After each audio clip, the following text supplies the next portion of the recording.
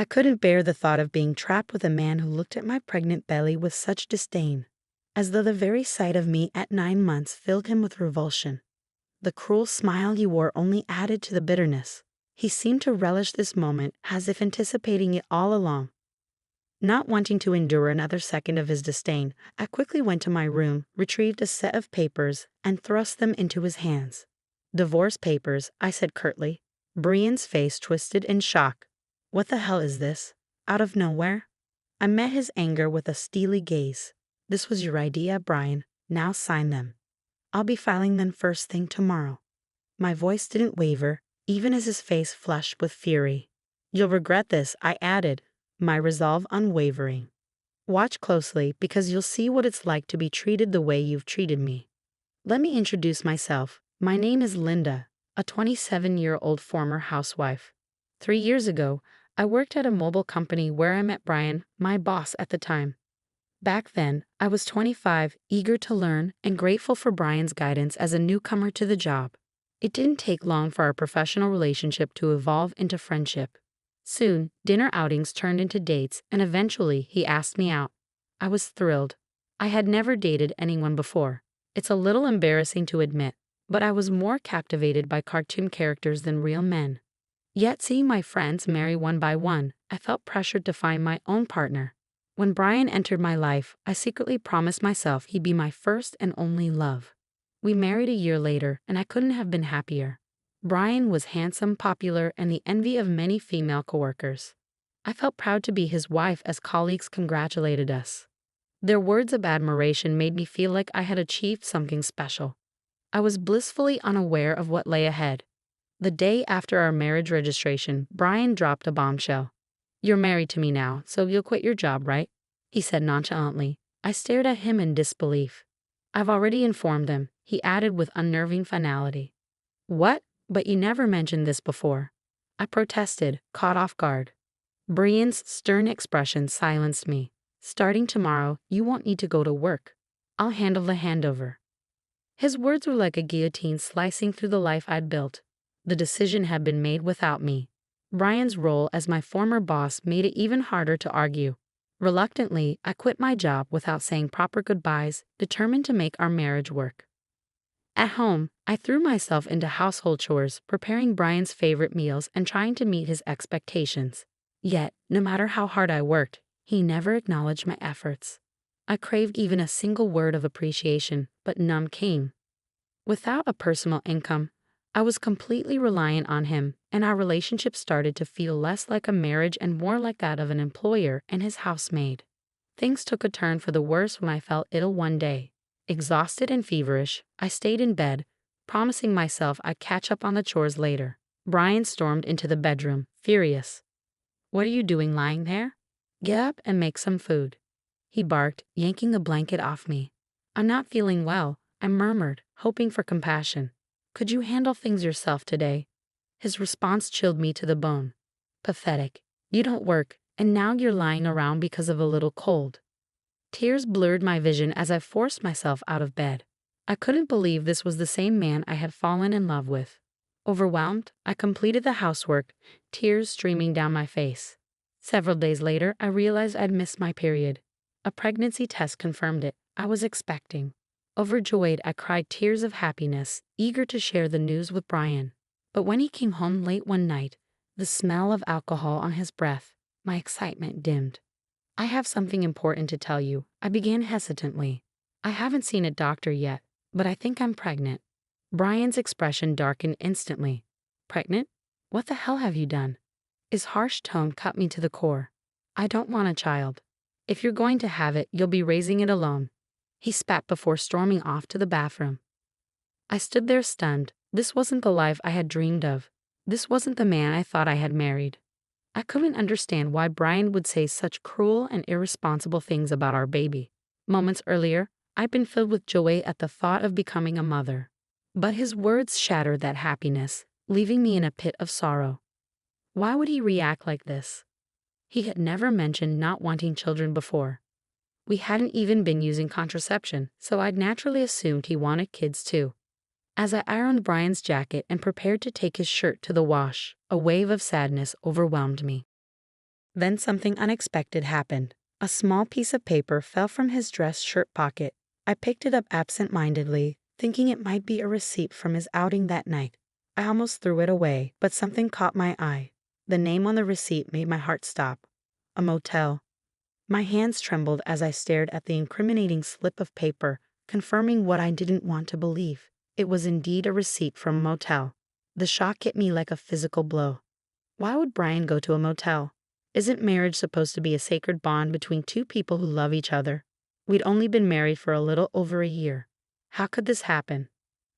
I was no stranger to romantic fantasies, having spent years dreaming of perfect love rather than experiencing real relationships. But now, faced with this harsh reality, I struggled to accept what was unfolding before me. The possibility that Brian was cheating began to make horrifying sense. Had he been using me from the start? Was he in love with someone else while I played the role of a convenient housemaid? Was this why he reacted so coldly to my pregnancy?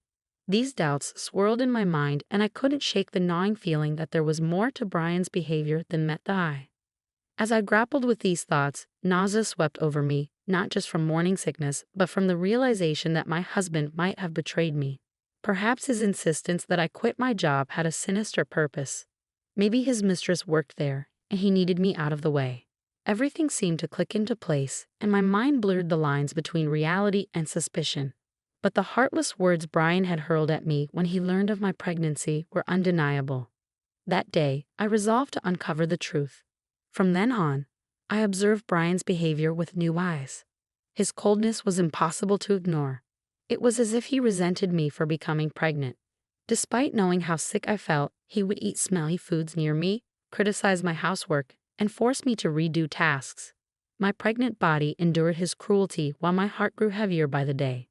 But I didn't let it deter me. I began investigating his infidelity. Brian guarded his phone fiercely, never parting with it, even taking it to the bathroom, making it nearly impossible to check. I searched his pockets, hoping for more receipts or clues, but my efforts were fruitless. I even considered hiring a private investigator, but without any personal income, I couldn't afford such a step. Just when I felt trapped in my search for answers, an unexpected lifeline arrived. One day, my phone rang. It was my father. "Dad?" I said, surprised. His busy schedule rarely allowed for casual calls. "Hi, Linda. How are you?" he asked warmly. "Everything's fine," I lied. "Is something wrong? Aren't you busy with work?" "My employees are handling things well, so I'm taking it easy," he replied. My father, the CEO of a company in England, had always been a workaholic. His call was unexpected. "What's going on?" I asked, curious. Then came the shocking revelation. He told me something that made my world tilt. "Is that true?" I asked, struggling to believe what I was hearing. "Yes," he said firmly. "I wouldn't lie to you. Trust me on this." The pieces of the puzzle started falling into place. Though initially stunned, I felt a strange sense of relief. "Thank you, Dad.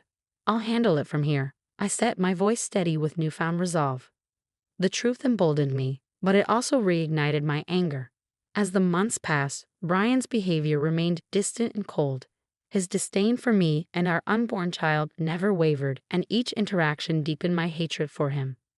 At 9 months pregnant, I was always cautious around Brian, living in constant apprehension. One evening, I served dinner as usual, hoping to avoid any confrontation.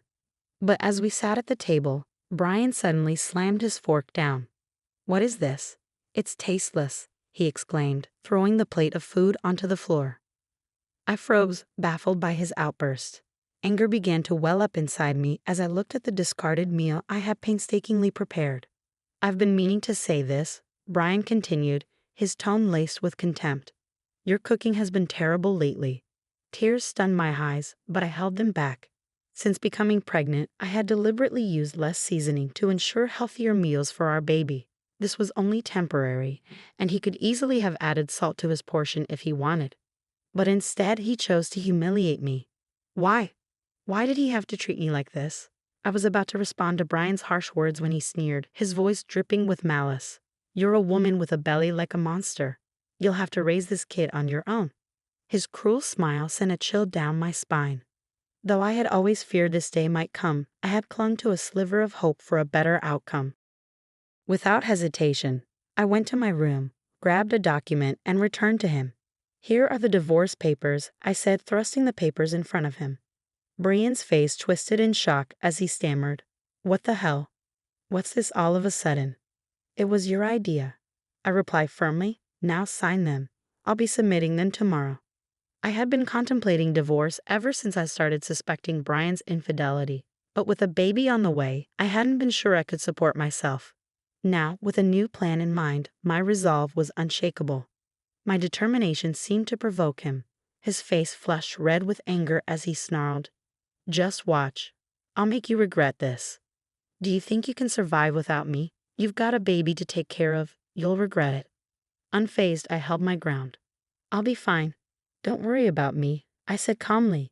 Irritated by my confidence, Brian snatched the papers and begrudgingly began to fill them out. "Here. If this is what you wanted, take it," he spat. "Thank you," I replied, my tone steady. Brian likely didn't believe I'd actually submit the papers, but the next day, I did just that and left the house.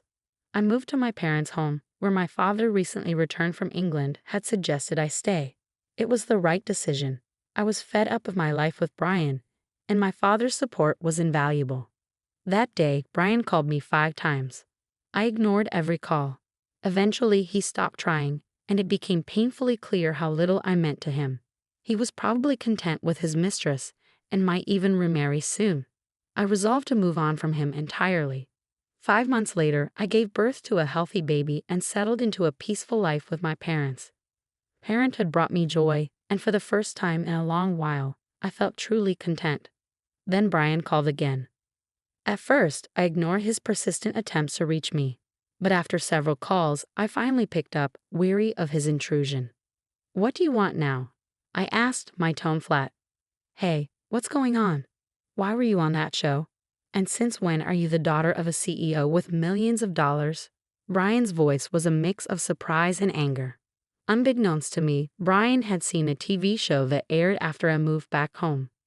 The program, which featured my family, highlighted my father's role as the CEO of a global tech company and estimated our family's wealth at $20 million. I hadn't anticipated Brian watching it, but TV has a way of reaching unexpected audiences. "Oh, by the way," I said nonchalantly, "I didn't tell you about my $38 million inheritance. That's why I was able to divorce you." Brian was furious. "What? That's absurd. Why didn't you tell me before? Half of that is mine, right? Give me the money now." I laughed coldly. Just as I thought. After seeing the show, all you care about is money. Gifts from parents aren't included in the property split. And don't forget your own wrongdoings, Brian. "What are you talking about?" he asked, his voice tinged with unease. "I'm tired of your antics," I said, my patience wearing thin. "You cheated on me, didn't you? With your new wife, your junior from work. You started dating her even before we were married." Brian was clearly shocked. He hadn't expected me to know the truth. "Did you really think I wouldn't find out?" I continued.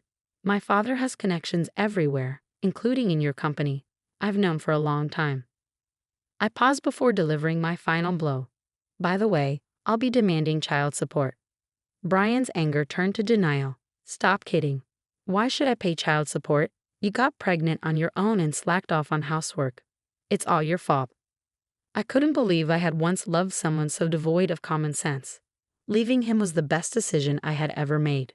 "Brian," I said with a mix of anger and exhaustion, "do you even hear yourself?